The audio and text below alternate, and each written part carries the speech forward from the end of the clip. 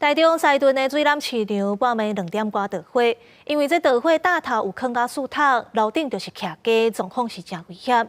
加在火真紧就拍花，无烧去楼顶，那着火原因要搁爱调查。大火甲巷仔接甲红记记，消防人员有水线赶紧储水降温。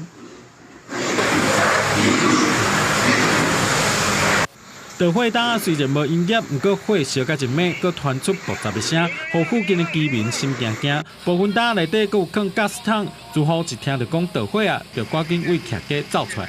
然后先闻到味道，然后就打开窗户的时候就听到有人在喊师傅，然后就赶快下来叫他们下来，赶快从前门出来这样。